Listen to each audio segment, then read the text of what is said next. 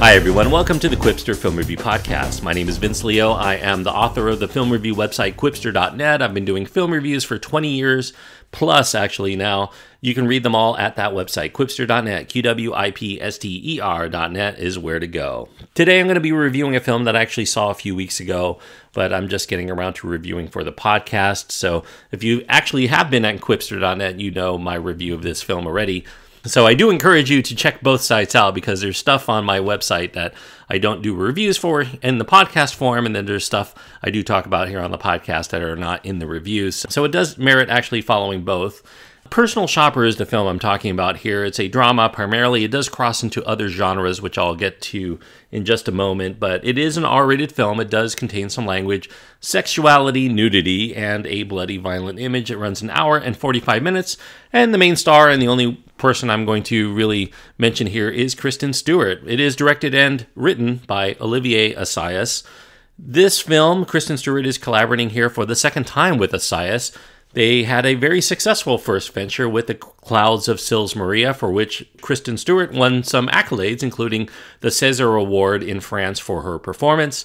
This one's an enigmatic and genre-bending endeavor. As I mentioned, it does tread the line between drama, thriller elements, mystery, horror. It never really delves into any particular one to appease those people who consider themselves specific genre aficionados, but I do think also refreshingly becomes its own story and makes it very unique.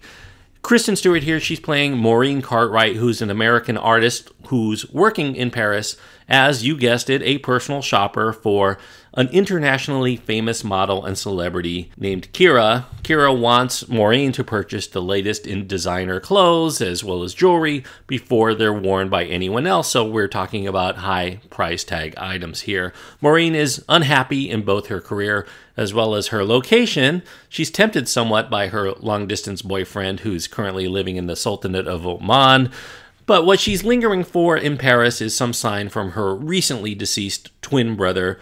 He died of a congenital heart condition, and being twins, she may also fall susceptible to that condition as well.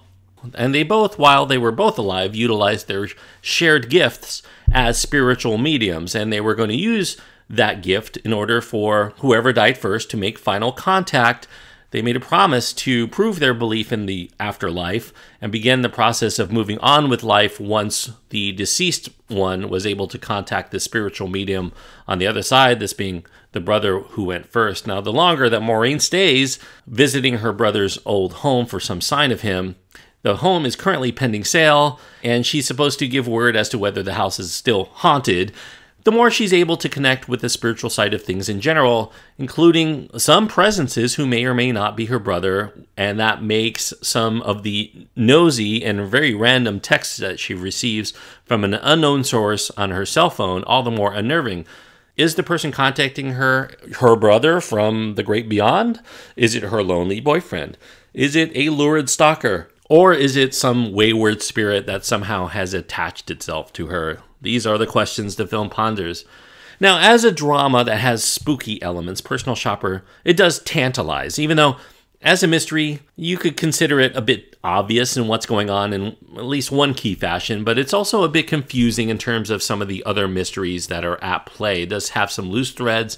I don't know that everybody's going to get everything, but it does merit discussion. It's one of those kinds of movies that doesn't give you all the ready answers. Now, some may find the challenge of the film's various loose threads either delightfully challenging or perhaps maddeningly obscure. It depends on your expectation of what you're supposed to be getting out of this offbeat film.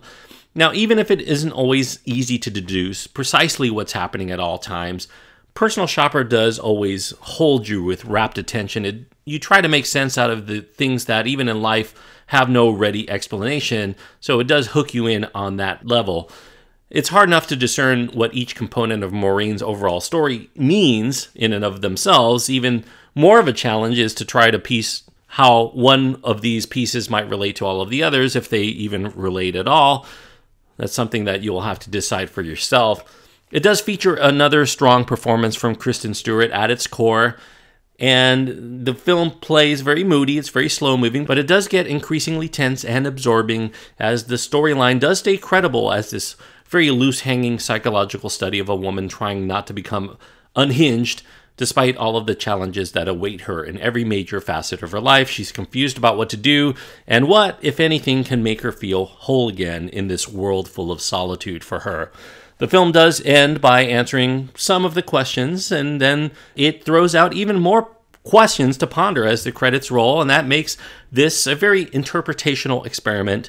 It makes for an occasionally riveting experience with the supernatural but grounded film, even if you may find the meaning of it all just beyond the boundaries for your mind to fully grasp. I can't tell you I understood all of what I saw in Personal Shopper, but I was very intrigued by what I did see. It did hook me in, and by the end of the film, even if I didn't know exactly what was going on, I was really fascinated enough by it to look forward to conversations about it, including conversations with you. If you go see Personal Shopper, I would love to know what you think of this film. I'm giving it 3.5 stars out of 4. I do think that this is a good movie. It has a great performance by Stewart. Olivier Assayas, always I find very interesting as a filmmaker, even though his films are far from conventional, which doesn't make them very commercially appealing. But I do think that if this subject matter appeals to you, it's worth going out of your way for, and that's why I give it 3.5 stars out of 4.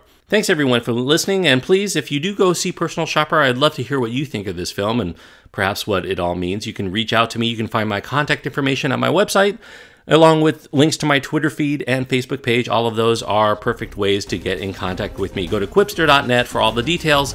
That's QWIPSTER.net.